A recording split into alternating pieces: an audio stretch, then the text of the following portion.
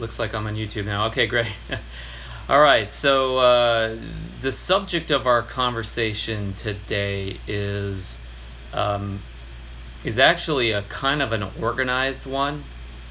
Today I'm not tired, but I feel extra relaxed today because this is my day off. I had a makeup coaching day yesterday, which was a Friday. Not usually when I coach, but because of the hurricane, I had to switch a day. So, hey Jenny, great to have you here. Anyway, so I had a Friday coaching day, and it was a really long day, and so I'm just glad to have my first day off in like 2 weeks. Last week was preparation for hurricane, and so no free time there, but decided to spend my free time talking to myself and you, if you're listening. And this is a very simple topic that I'm going to cover with you today, and I'm going to give you some organization that is different than what you might have heard in the past. So the question here, or the topic, is personal growth or coaching dog tricks. And the question I would ask you is your coaching or your training, if you're a trainer, or your leadership, if you're a leader, is it just dog tricks? Is it just personal growth dog tricks? Is it professional development dog tricks? And the fact is that most of the coaching and most of the personal growth guru platitudes that we read and hear and learn are more dog tricks than they are anything else. And I had about a month ago, I had a conversation with a client of mine, and we had been working together for about a year. And so we were coming up on our year review, and he said, you know, Jeff, I've been working on all of the psycho-cybernetic stuff that you gave me, and I've been working on my miracle morning that Hal Elrod gave me, and I've been doing all this stuff to kind of prepare myself for meetings and get ready for the day and just get my mindset honed and everything, and it's working. You know, I'm using it. It's making a difference. You know, I used to lose sleep over my meetings, and now, you know, that happens just once in a while, once in a blue moon, and I just have a whole nother level of confidence, blah, blah, blah, blah. You get the idea, right? And so, and again, he's been working with me for a year. And that's just one area that we're talking about, but he's made some big progress. And he said, Jeff, what's next for me? What's next? And I took him through this model that kind of made up on the spot. But what I realized was that, you know, even after a year of doing this kind of work, he had only gotten to the basics of what psychological growth, what internal growth, what personal and professional development and growth he could have achieved, or that has kind of yet to achieve. And what's beautiful about this client is really hungry for it, so it's fantastic. But you know, I maybe realized after I looked at what he had done, what he had accomplished so far, which is phenomenal, it's way more than what most people accomplish, is that he had done like, you know, like not scratch the surface, but he had done like a third of the work that was really going to take him to the highest level of achievement, right? And then so I'm like, well, you know, we need to talk about the rest. Your journey is not done. Your work is not over with. And this is the problem I see with a lot of coaches, with a lot of leaders, with a lot of speakers, a lot of trainers, a lot of books that teach how to have a great life or how to achieve things that you haven't achieved yet or whatever, is that they give us some of these dog tricks, and we do them. You know, we're like teaching some dogs some tricks, and we do them, and you know, they work. Like, this is the balance on the brick trick, I guess, and we do some of those tricks, and then we get some results, and we're like, great, that worked. Got that, I understand it, it's time to move on, right? I got that whole personal growth thing handled, I got the whole inner psychology thing handled, I got, you know, the leadership thing, I figured that out, you just say this, do this, and we teach you some tricks, you do the tricks, and then you're done. And you can move on with your life, you don't have to think about any next level of growth. And you know, it's really extraordinary. It's what I think I still think about this model and think about this conversation I had with this client is because, you know, he was like 1 in a million who's actually hungry and says, I know I'm not done. And so I gave him the next steps because he was asking for them, which very few clients actually even ask for. And I'm going to share those steps with you today in our conversation. And also just think about, as we talk about this first part of the little model that I'm about to show you, is that all you're doing? Because this is what I think a lot of the things that we learn and the coaches that are out there and the speakers and trainers that are offering support, they're teaching a bunch of nice dog tricks to people, which work, which, you know, creates you know, a certain amount of success and testimonials and credibility for them in their business or in what they're offering, but it's really scratching the surface. And by the way, I can understand why you would do that if that's all you do, because you can run a great business. You can feed your family off of that. You can transact with more and more and more people, just giving them the crumbs from the dog tricks that you know, right? But that doesn't change the fact that that's pretty much all they are in that world. You know, so let's not put it down, but let's at least put those things in their place. They are the personal growth and professional development dog tricks. So at the center, or at the beginning of this model, it's like at the core of this model is the dog trick. It's subconscious conditioning. This is stuff that we learn from you know, the beginning of the relationship that we will have with most of our coaches and trainers and gurus and seminars that we go to and books that we read.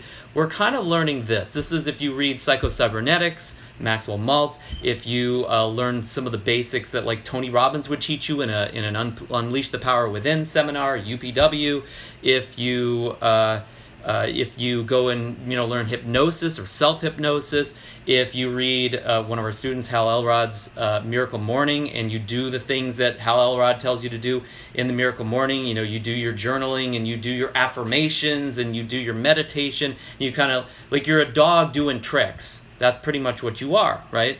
And what's cool about this stuff is it works. What's cool about this stuff is it's simple. I should like write all this down, but you know, this is about as good as it gets today. These are my slides. These are paper slides.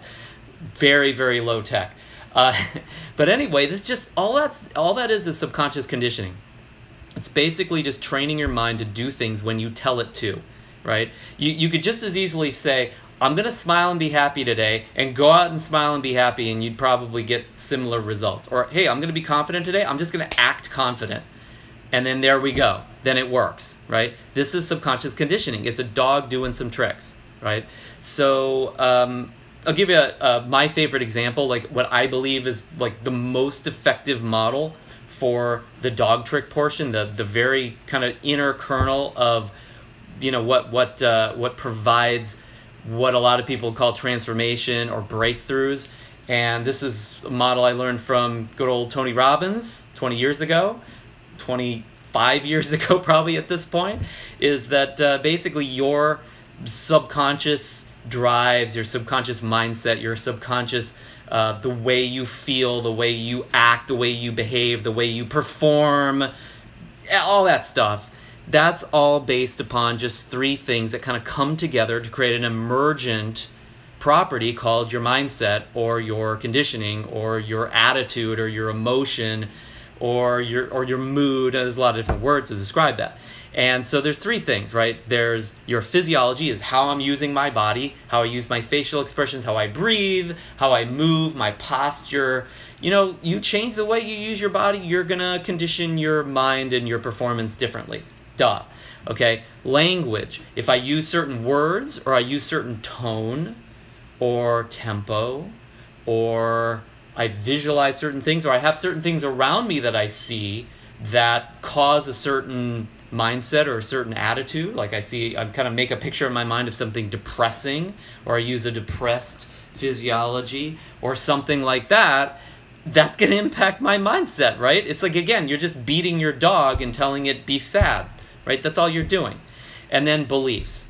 And this kind of beliefs are a little bit more advanced, but the way you see the world, your ideas about things, what you choose to focus on in this moment. It's, again, and I would say more it's focus than it is beliefs in the kind of the dog trick level, the level where it's like just very basic conditioning, because beliefs are within us, but they don't always come out. They don't get practiced. So rather than saying beliefs, I would change this word to focus, which is more like, what belief am I going to focus on right now? What idea am I going to kind of make my mantra today? What's the affirmation I'm going to have in my language pattern that I then bring up out of my mind, and I actually kind of make that like where I'm going to zoom in right now in this moment, right? So there's various places that you can zoom in or zoom out or focus on, or ideas that you can carry and kind of carry as your torch. And you can think of that as more focus than it is belief. So Tony Robbins used to say focus and beliefs. But in terms of what you would call the triad, or the constellation of forces that carries the mindset, I would just call it like what you're focusing on currently. It's your focus, your physiology, and your use of language. So yes, if I do, one of my favorite students, Hal Elrod's Miracle Morning, and I write a bunch of things down in journal, I'm going to change my language pattern. If I say things over and over again in my affirmation portion of the Miracle Morning, the SAVERS, S-A-V, anyway, it's an acronym, and one of the parts of the acronym means my affirmations, in the A in the SAVERS. And so if I say things over and over again, that's a language pattern. It's gonna get my dog to do a trick called whatever affirmation I'm using. If one of the parts of Hal's program is exercise, is move your body around. Physiology is going to change your physiology, right? So all those different things is like little tricks that we can do every day to get us into a particular state of mind, what Tony would call the triad. You could just consciously control this stuff if you choose to. You can ask yourself questions to get this stuff to kind of manifest. You can access memories to get this stuff to manifest. These are dog tricks. I mean, like, one of my favorite things is like if a friend of a friend comes to me and they're depressed, or if a client calls in and they're really sad today, or somebody gets in touch with me and they're really scared or angry or whatever, and they're like, I can't change this, I can't change my anger, I can't change my upset, I can't change my fear. It's like 5 minutes I can get you out of your depression. 5 minutes I can get you out of the anger. It's dog tricks. That's not hard. Any idiot can do that who understands this stuff. And there's a million ways to do it, but they all come back to kind of controlling little aspects in the moment of our state of mind or of our emotion. That's really all it is. It's just a trick. And so this is what my client was doing for like a year in a way.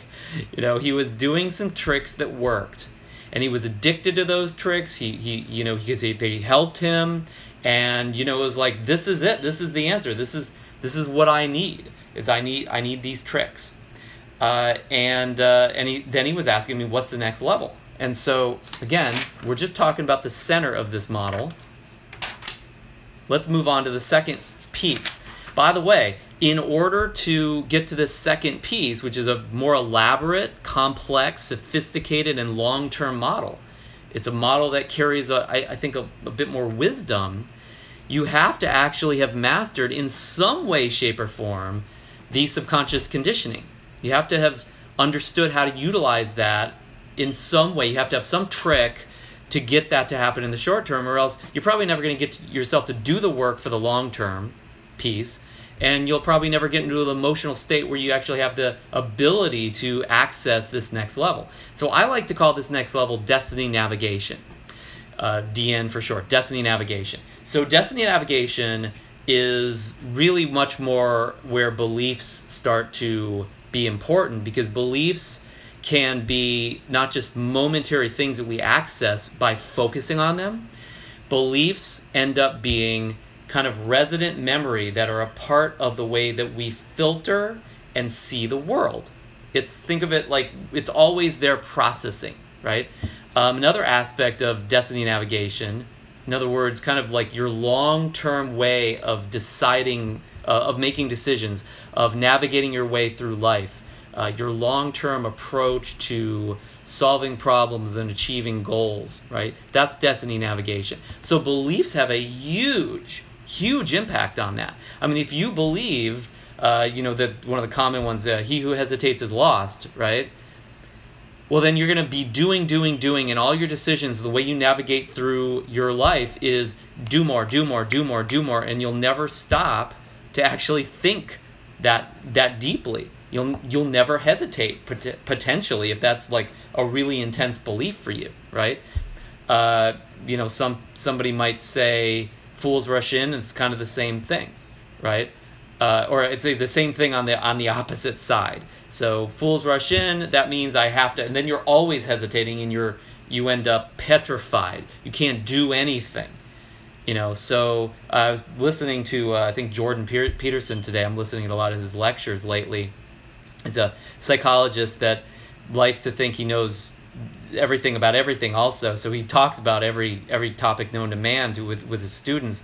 And he was talking about this this kind of thing, that there's these ideas that we take on that could be very, very important to carry a certain amount of wisdom. I think the one he was talking about was it slips my mind right now. I'm sure it'll come to me, but it was something about doing something is better than doing nothing, right? It was just like, that's just a belief, right? It's really a value system, which is the next piece around destiny navigation. One of the things that I'll do in some of my upper level programs with some of my top coaching students, my mentees, some of my clients as well, is that we will have them actually elicit and try to understand what their deepest beliefs are that guide their decisions. And then we'll also, after they've done that and transformed those into ones that were more empowering, less limiting for them in their life as it stands, we will also take a look at what are their priorities. Like, what are their values? What do they value most highly, and what do they value least? What are the things that they find most pleasurable? What are the things that they find most painful? And people have different values. Some people value variety and excitement way, way more than people value, than they might value comfort, let's say. And some people, like, what's the most painful thing to them is, let's say, rejection, versus others where the most painful thing to them is boredom, right? That's going to create a whole different set of decisions. You're going to navigate life differently. You're going to navigate business differently.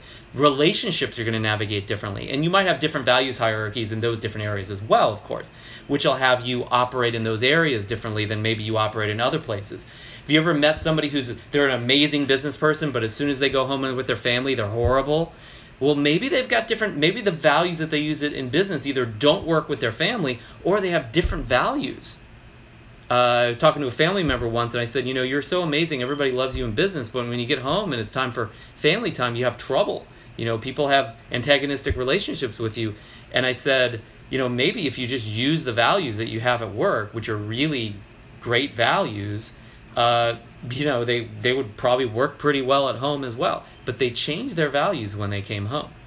They valued success and growth at work.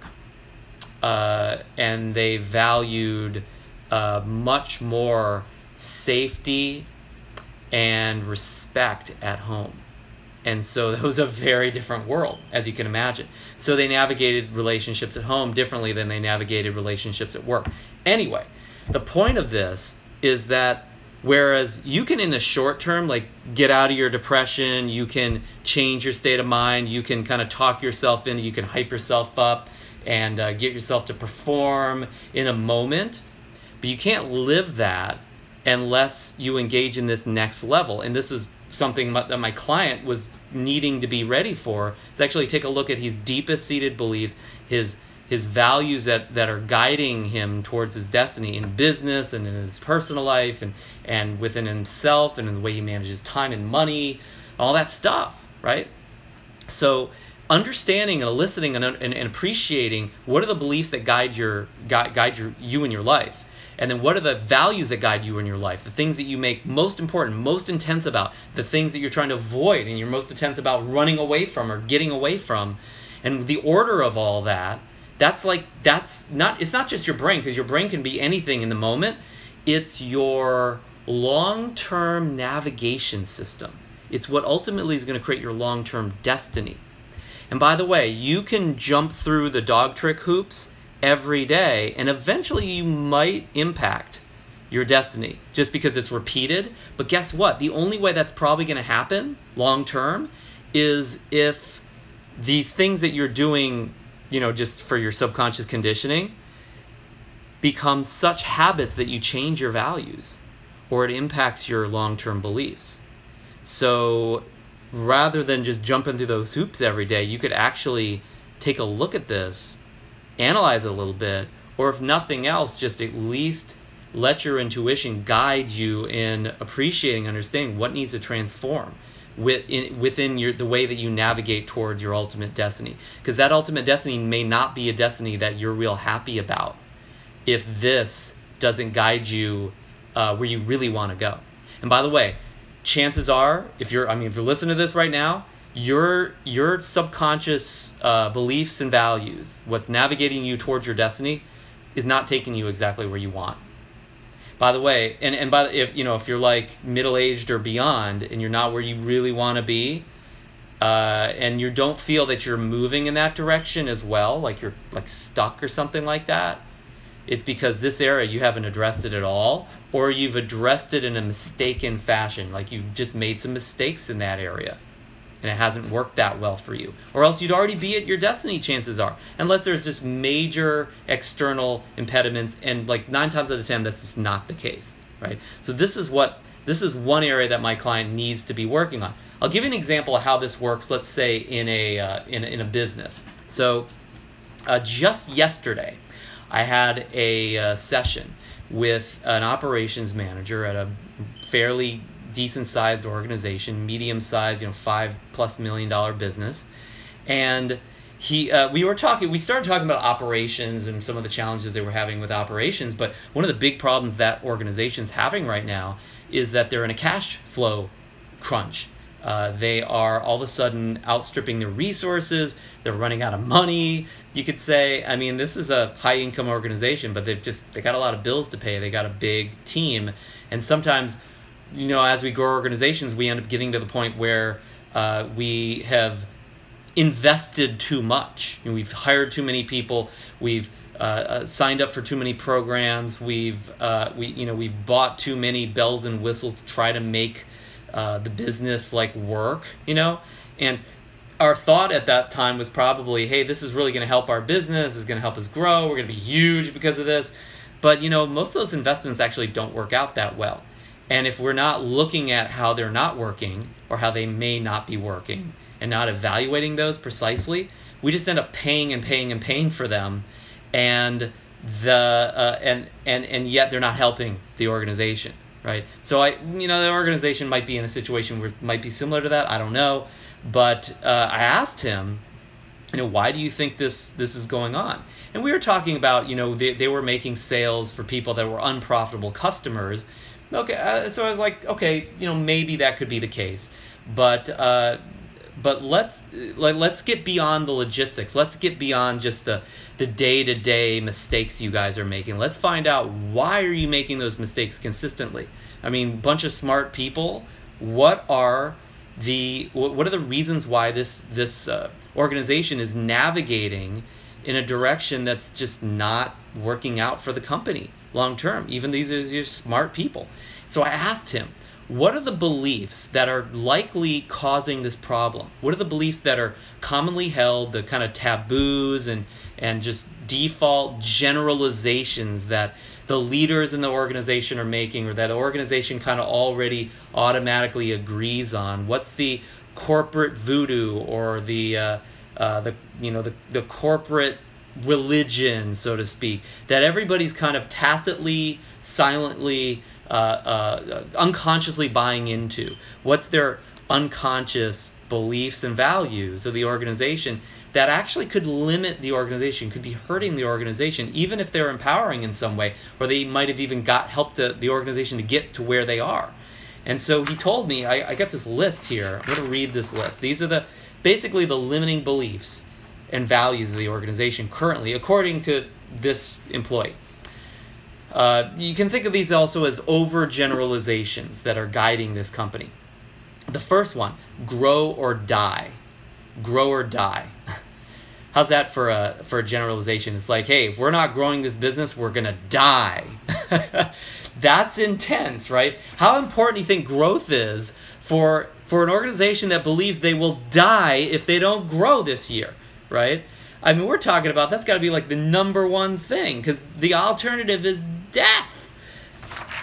Okay, so and you know, this organization doubled their size in a year, and then like this year, I think they're on track for only 17% growth, right? So you got to imagine they all probably think they're dying at this point, when maybe they're not dying. Maybe they're just in a consolidation phase. Maybe that this is the size the organization should be, and they should solve for profitability or start another business if they want to grow even farther. Who knows, right? But if the generalization of the organization is grow or die, although that might have gotten them to this point, maybe it's not going to get them to whatever the next level is for that organization, because that might be an overgeneralization.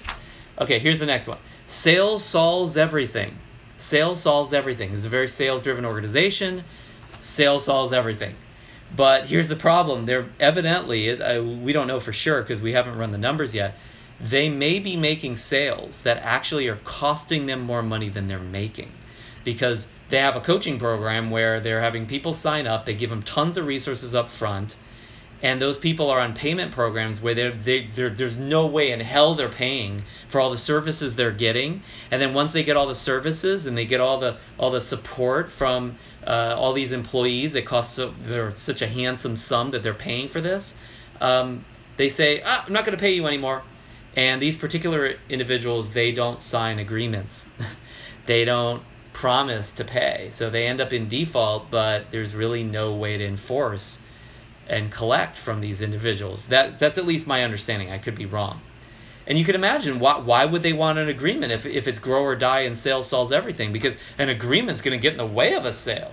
You know, we don't want an agreement if we're trying to make a sale. Let's just make the sale. We'll worry about the agreement later. Okay.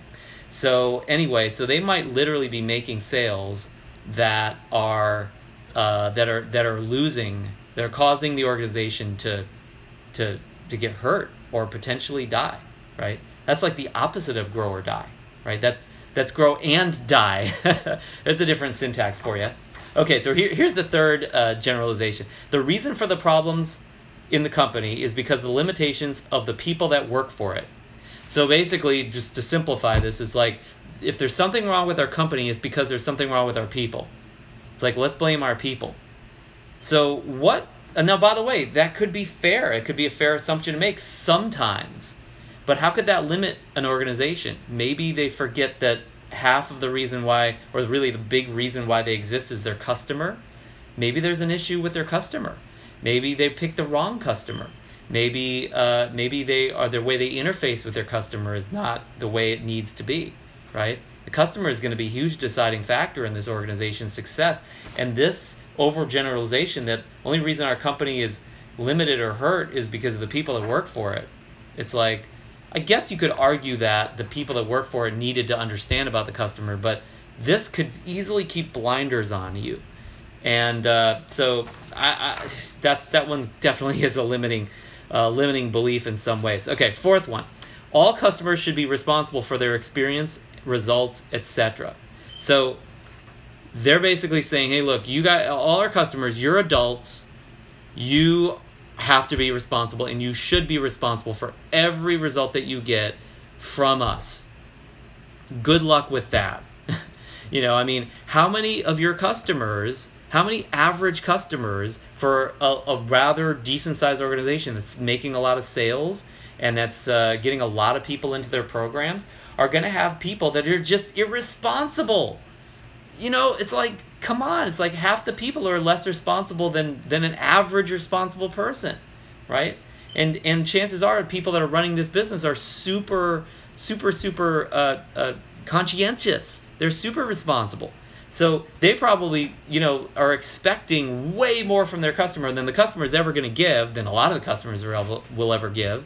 And you can imagine the customer service problems that'll come from that, the cost issues that'll happen with that, the mistakes they'll make as to how they approach the customer, because they're just treating everybody like they're like perfectly responsible adults.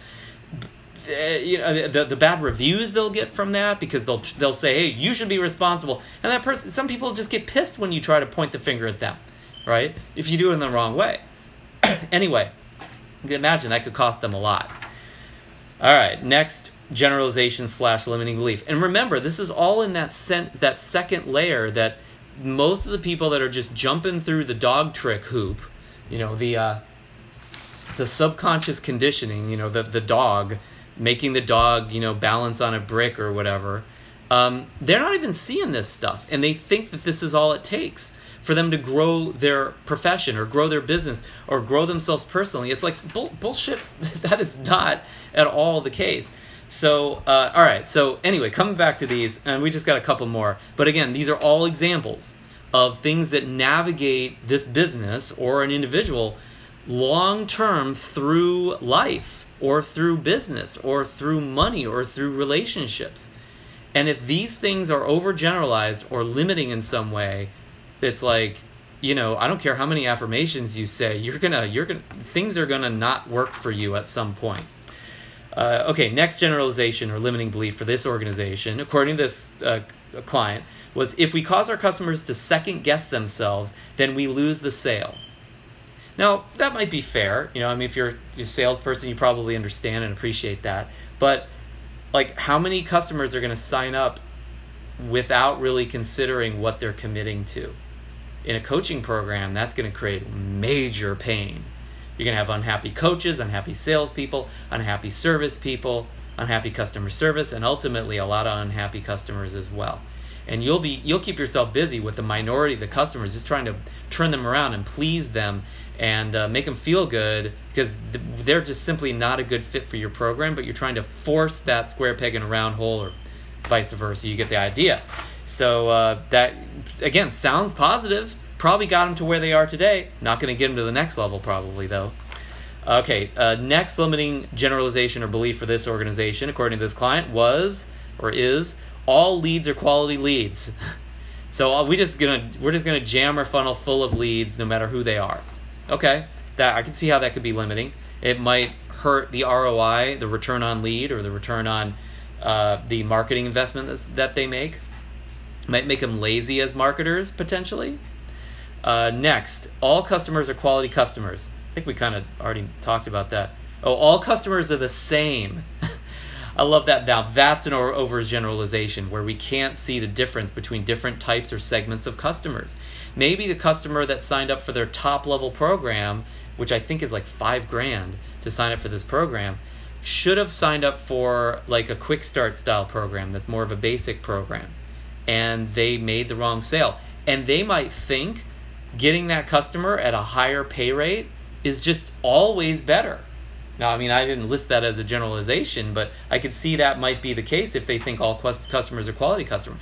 Maybe they need a program where they fit their lower quality customers in with a program that's a lower commitment level.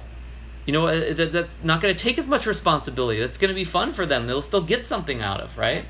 So anyway, you get the idea. These are the kind of things that most of the time you will not look at, you will not consider, you'll be completely blind to, you'll be in the dark about when you like read the next personal growth book, or you go to the next personal growth seminar, or you go to the next like professional development forum, or you go to some coach who's just like, doing self-hypnosis stuff with you. It's basically dog tricks. And you miss all these deep elements that are really controlling things on the long term.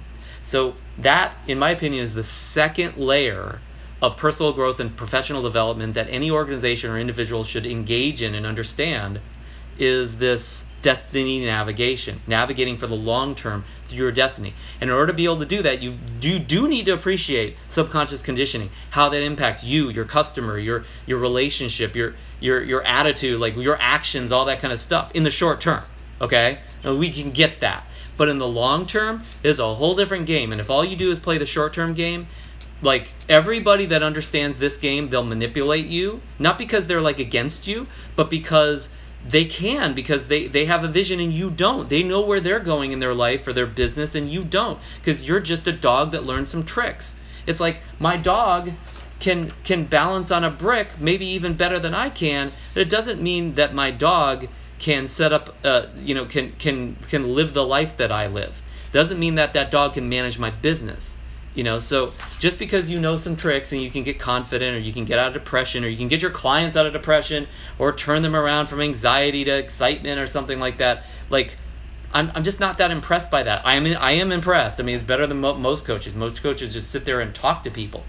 Okay, it's like talk therapy kind of stuff. I think that in the roots of coaching is a lot of therapeutic modalities that do a disservice to healthy clients that are going after the next level in their life, because they're just doing like short-term conversational stuff that really doesn't make as much of a difference as it could, because we're busy like just trying to keep up with the Joneses, just trying to condition ourselves for today. We're just trying to get through today, okay?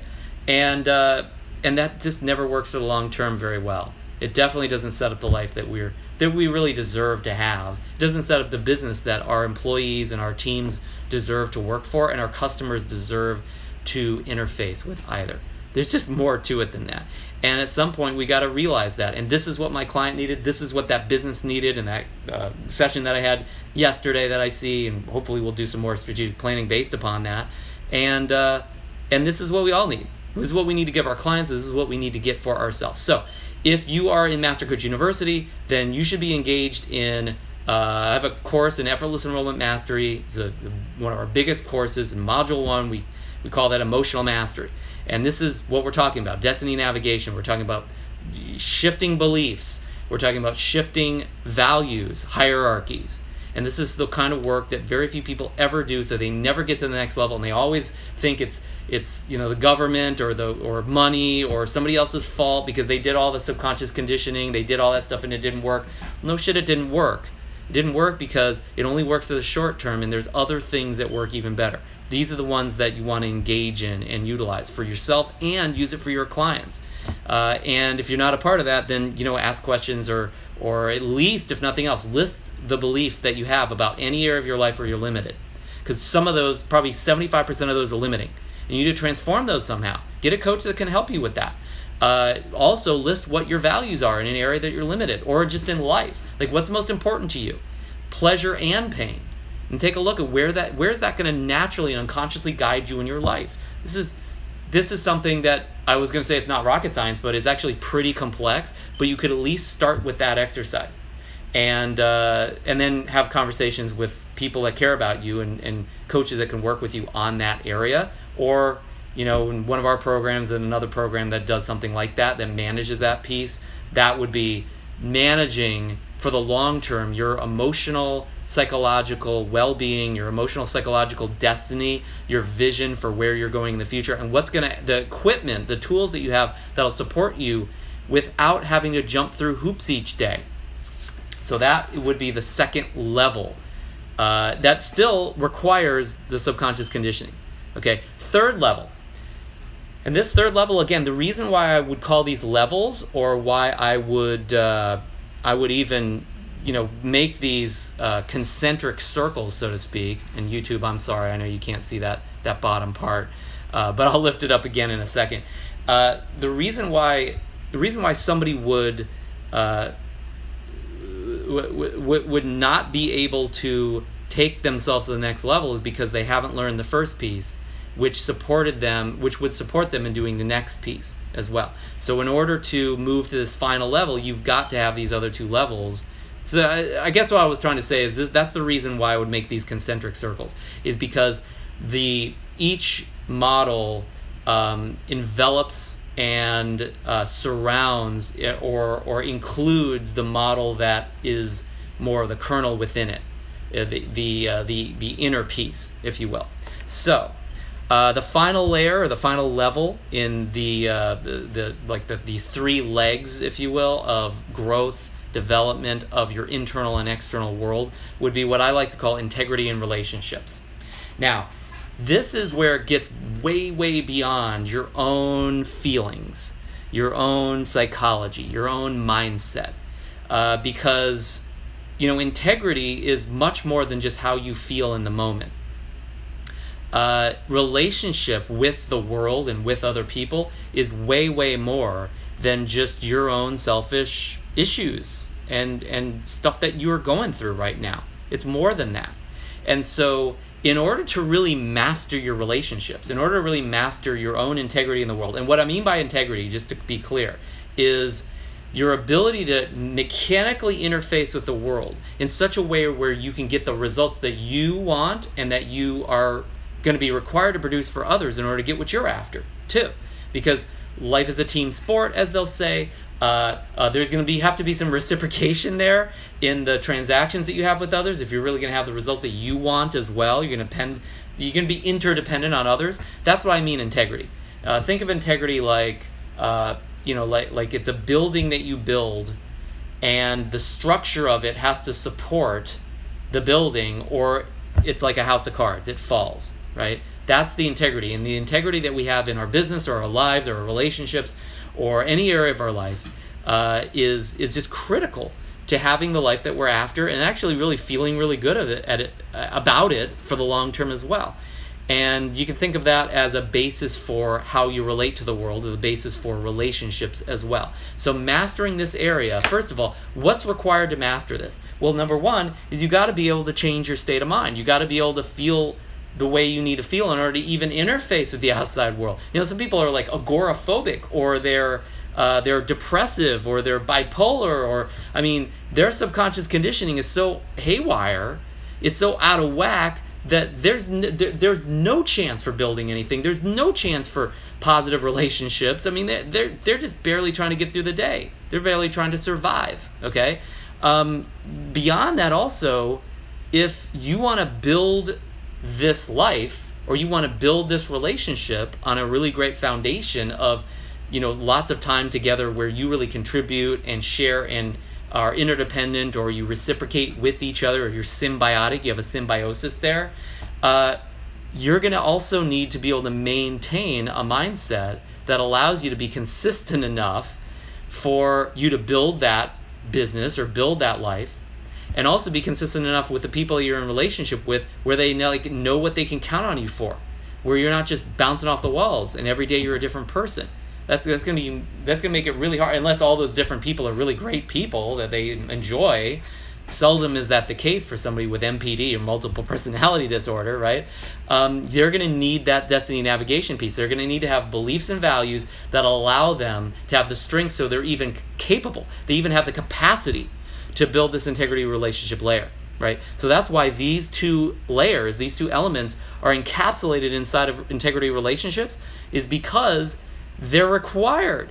At some level, somebody who's been able to build a great business, or a phenomenal family and relationship, or both, or a really phenomenal life that includes their community, is probably because they were able to keep themselves in a state of mind that was supportive of that, and navigate that state of mind and the values and decisions that guide them towards building what they want to build with each other, right? So this area was another area for my client that I said, look, this is an area that you haven't done a lot of work on yet. And this would include, like, the kind of work that you would do here would be things like conversations with other people, transforming your relationships with others in such a way such that not only do you feel great, but they do too, for the long term, and it's sustainable, and it's something that can really work. Building a business in such a way where it's not just something that makes you feel good, but also makes others feel good, and also fulfills all their needs, not just their emotional needs as well. So interfacing with reality in a way that really works, where the mechanics actually work, right? And he's done a little bit of that work, but not a ton, right?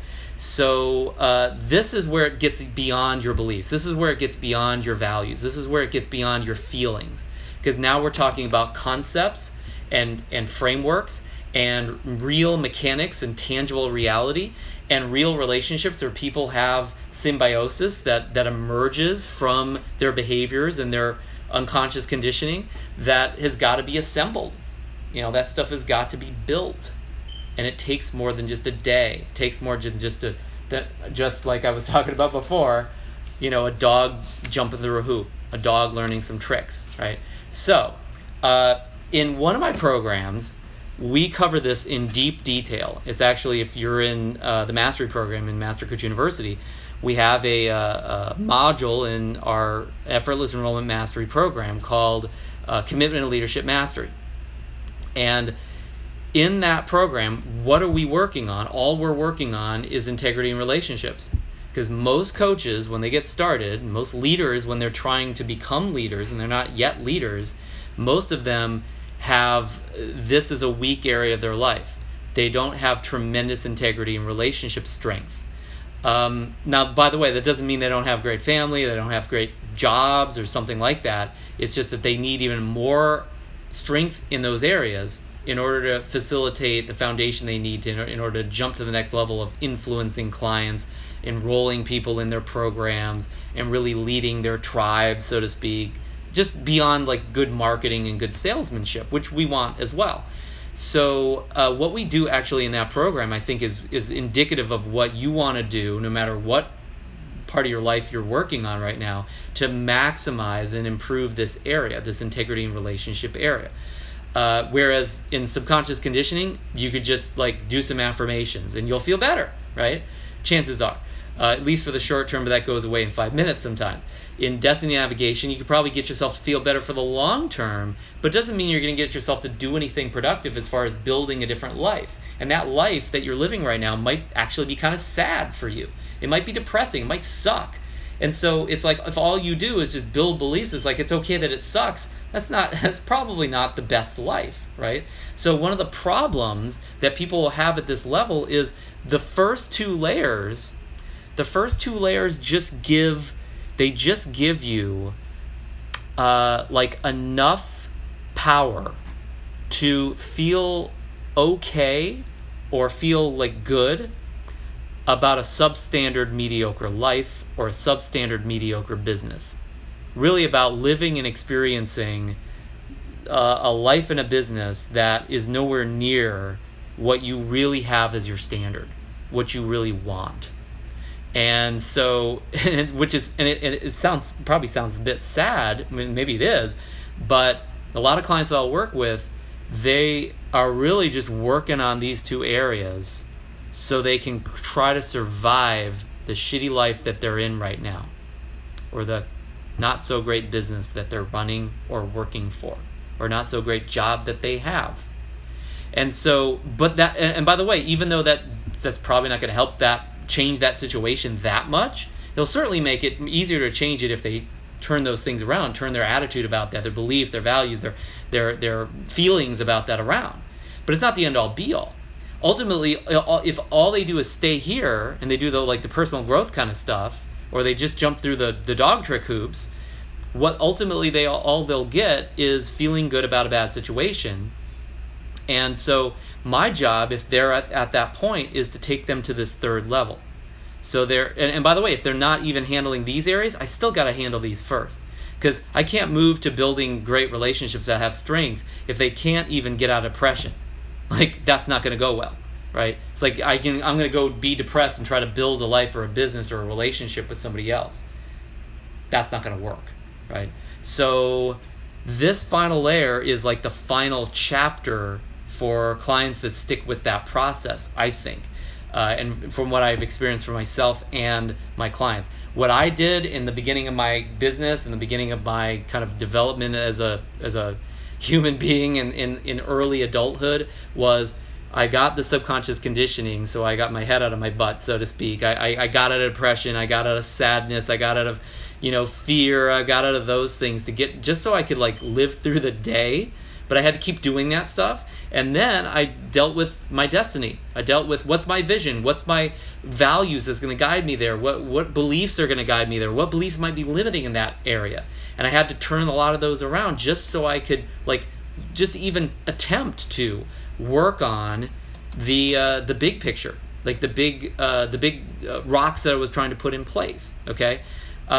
And then anyway, so that's what a lot of my clients will end up needing to do first, and a lot of coaches need to do because they haven't handled these things. A lot of people end up becoming coaches because they learn some of these things and they're like, oh wow, that was so great, it worked for me, and they get kind of addicted to just these levels, and they get addicted to sharing those levels with other people as if that's the end all be all. And I don't think it is. In fact, I would say in my experience, I know that it's not. So in this level, what I will work on with our students or with a client as a leader, coach, or just somebody who's trying to move their life forward is, number one, to master commitment. And what I mean by that is, first, just master the process of making a promise and fulfilling on it, and knowing that you can really count on yourself to do that. Okay? But once you do that, that's not full mastery of commitment, because in integrity and relationship land, this isn't just about you. So if you're just like really committed and you're just like really action oriented, that doesn't mean that you'll master that commitment inside of integrity and relationships. What's really necessary to do that is to make sure that the conversations you have with others and the way that you play with others, the way that you work with others, the way you relate to others is in such a way where they get your commitment.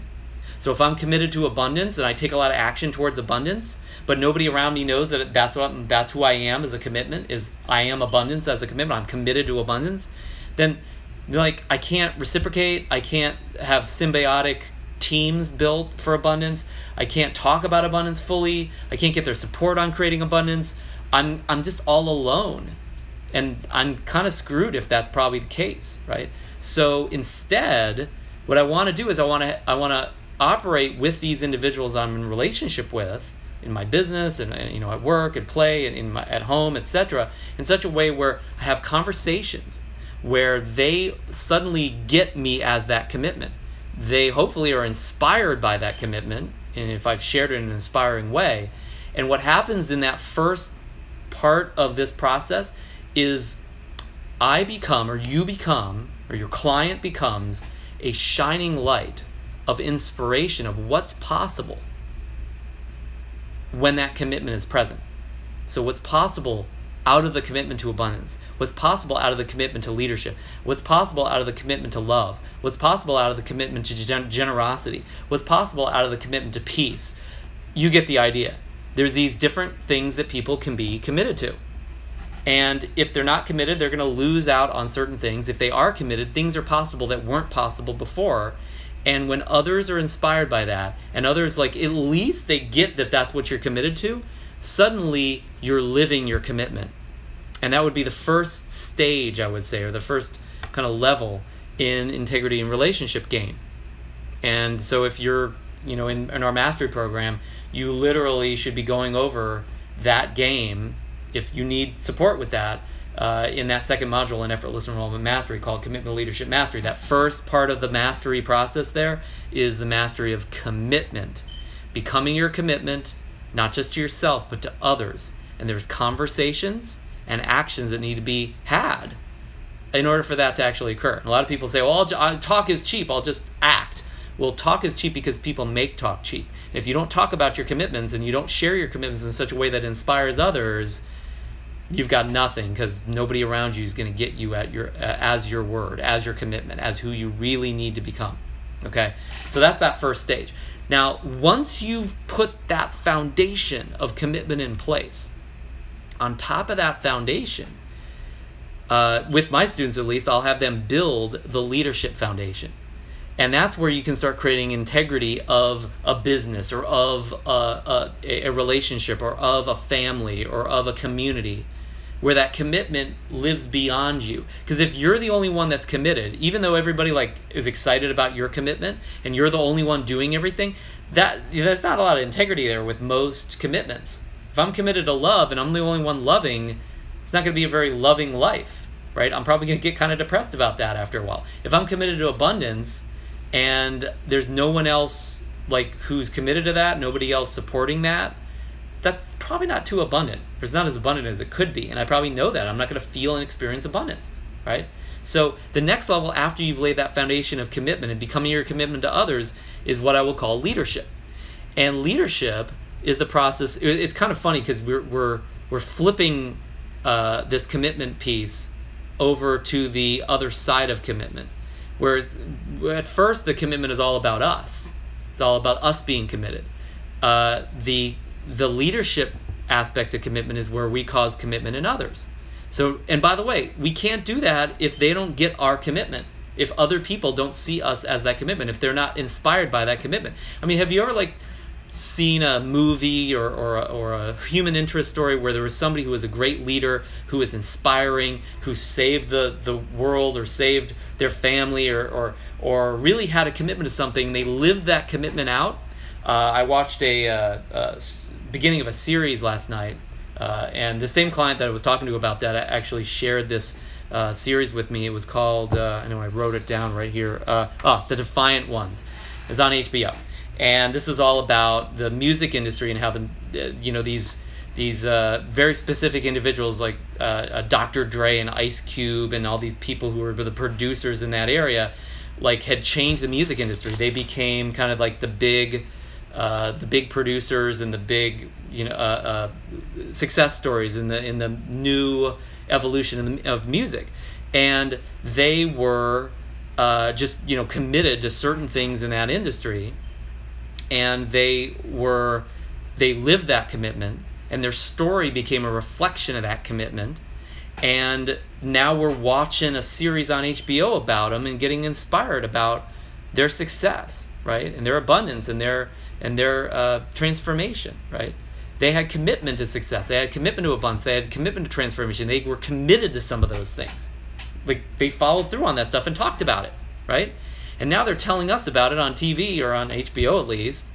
And I'm sitting there watching this thing about people who, it's not the kind of music I listen to. I don't listen to hip hop. I don't break dance anymore. It's like I maybe did that 30 years ago, but I grew up with that music to some extent, but not now, right? So it wasn't that part there was minor interest in that to me. The history of it was not that exciting.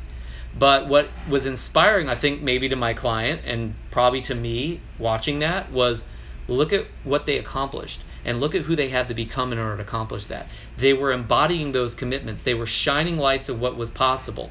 These gangsta type of people, right, were shining lights of what was possible out of living in Compton and trying to grow past the gang culture of what they grew up in, right? That's actually pretty inspiring when you think about it. And there's all sorts of stories that inspire us like that. But the commonality around those stories is that there was a commitment there that was communicated in such a way through action or through words or both, where we got that commitment and it became a shining light of what was possible for us out of that commitment.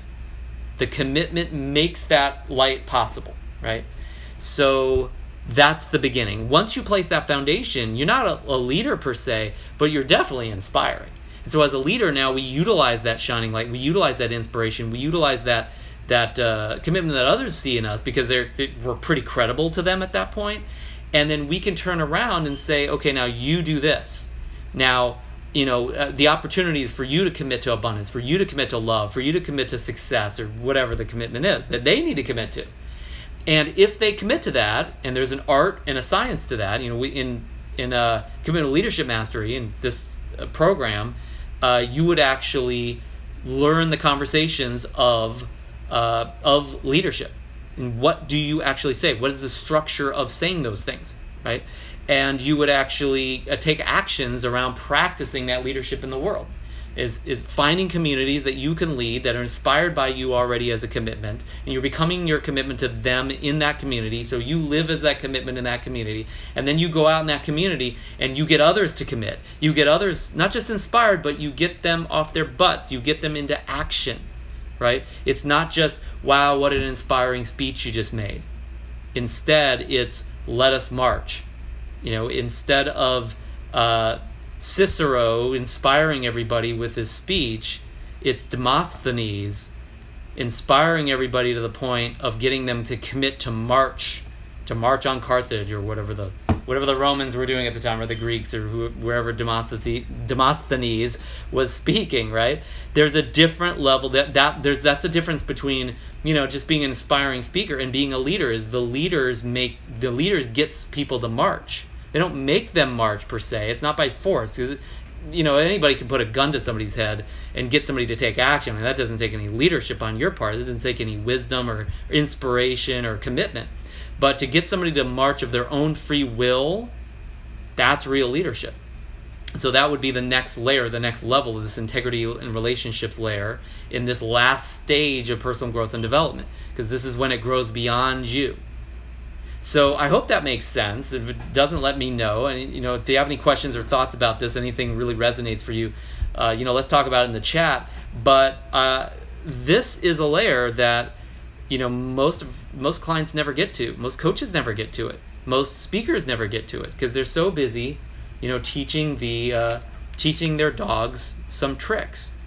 And so my invitation to you today, if there's anything beyond just hopefully inspiring a little bit of interest in this model and in these ideas of going past the short term and getting to the long term, getting to the next level, going from our own internal feelings and controlling those day to day to going to controlling those for the long term in such a way where it drives us towards our destiny, and then getting to the point where we actually get out of ourselves and stop trying to make ourselves perfect and start working on making a difference in the world and becoming an inspiring contribution to our communities, becoming a leader to others in our lives or in our businesses, or both, or for our clients, or wherever that is. Each of these require the one that came before it, but once you get this part handled, don't stop. Let's go to the next level and navigate towards the destiny. Let's go to the next level and build integrity in relationships to the point where your life is a masterpiece, not just your own psyche. And as coaches, especially, because we're creative types, we're intuitive types, we're conceptual types, we tend to be kind of dreamers and open-minded. We tend to just work on the first two layers at best, and we just bliss out within ourselves and think about it conceptually, and then we don't take a lot of action, and we don't extend that past us into a leadership conversation where we've inspired others in that way as well. And so that would be my invitation to you today, is take action on whatever your next layer is. And that's really my question for you, is what layer are you in? Are you in integrity and relationships and working on that piece, at least the way I described it today? Or are you still working out the rest of your limiting beliefs and value structures and kind of where that needs to be, right? Or are you still kind of trying to figure out, how do I get myself out of depression, right? In subconscious conditioning. So where are you, and then what do you need to do to master that level? And then what's going to be the next level for you, and what are you going to do in order to extend to that level? Because the fact is that I don't care where you are in your life, I don't care how great it is or how lousy it is, it can get better for you and for the people in your life, especially if you're willing to go beyond just the narrow view of what most of us would see from most of our gurus and most of the coaches that we think have an answer for us. And they do have an answer, but it's just many times a limited answer. And then for coaches, if you're a coach and you're listening to this, you're watching this, my invitation to you would also be, just consider what level you are bringing your client to and what level that you need to bring to them more consistently. That session I had with my client yesterday, it was such a magical session. It's we started out with a conversation around the issues around some operational stuff, and so we were talking about people complaining about operations problems and stuff like that, and then we talked about finances. We talked to some of the bigger problems of the organization, and then suddenly, it just dawned on me. It's there's got to be a more generalized reason why this organization is having some of these mistakes happen so automatically. And when we started to elicit and talk about what are the generalizations of this organization, what are the limiting mindsets, what are the limiting beliefs, What are the value structures in this organization that are potentially long-term limiting or harmful? It's like the answers that he came up with were phenomenal. I read them earlier. If you don't remember them, you can always go back. But that was a whole different level of value in that session. That understanding and appreciating that, if the whole organization gets along with it and gets their head around these limitations and finds unique depth in these limiting generalizations to the point where they can go farther and they can take their organization to the next level, they're going to have a whole different quality of growth if they choose to grow. They'll have a whole different level of sustainability, and they will have a whole different whole different quality of experience of each other in the organization as well. Plus, they'll probably experience personal growth on top of that and in their community. That's what will make it possible for them to go into that integrity and relationship that stage, is if they can figure out where the heck are they going. Where is the destiny that they're navigating towards? Because right now, the destiny they're navigating towards is just growing in fits and starts, and not missing the real benefits of how far they've already come. So anyway, for what it's worth, that's the conversation I wanted to offer you today.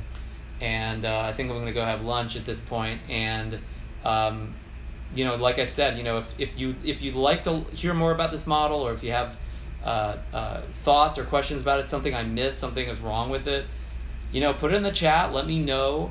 If you're on YouTube, give me a thumbs up or subscribe or whatever people do on YouTube. And hopefully I'll have a chance to work together on this stuff in some way, shape, or form with you or your organization as well, because I just think this stuff is really interesting, which is why I share it with you. But I also really think it's just a crime, I think, for most individuals and most organizations that really get excited about these dog tricks.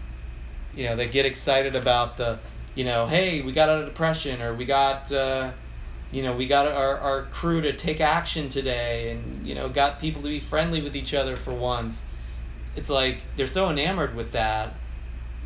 Again, it's probably a good business model, but it's not enough for what's really possible in the next stage of evolution for that business, that individual, that family, whoever it is.